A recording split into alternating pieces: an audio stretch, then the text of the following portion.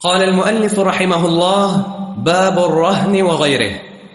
عن عائشة رضي الله عنها أن رسول الله صلى الله عليه وسلم اشترى من يهودي طعاما ورهنه درعا من حديد.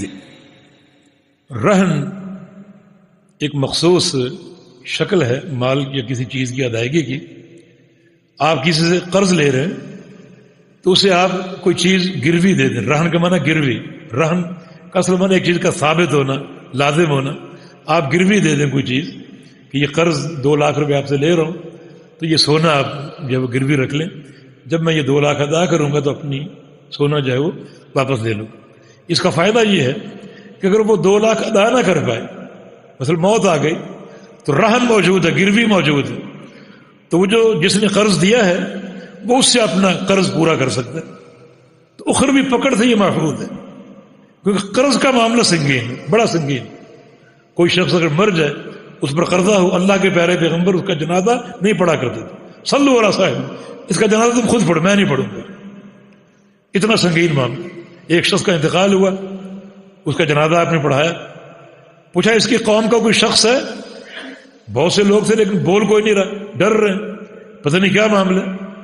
بالآخر جب پتہ چلا فلاں اور فلاں اس کی قوم کے ہیں، فرمایا کہ ان صاحبکم محبوس بدین کان علیہ، تمہارا یہ ساتھی اس کا جنت کا فیصلہ ہو چکا ہے، مگر اس پر 1 درہم قرضہ تھا، 1 درہم، اور اللہ نے اس قرضے کی بنا پر اسے روک لی. اسے روک لیا. اب قرضہ ادا ہو جائے تو اس کا راستہ کھلے گا، ورنہ نہیں. تو اس کا قرضہ پھر ایک ساتھی نے ذمہ لیا اور وہ ادا ہوا، تب اس کا راستہ صاف ہوا. تو یہ معاملہ بڑا سنگین ہے.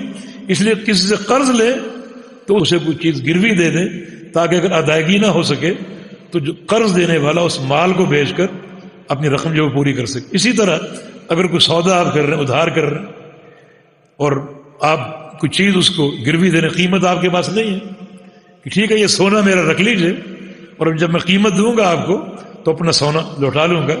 تو یہ گروی ایک شرعی حقیقت ہے، اور اس سے ایک آدمی راحت میں ہوتا ہے تاکہ اخروی پکڑ سے وہ بچ سکے اور کسی قسم کو انحراف جو ہے اس میں داخل نہ ہونے پائے. اور نبی علیہ السلام نے عملاً جو ہے وہ گروی جو ہے وہ چیز رکھوائی.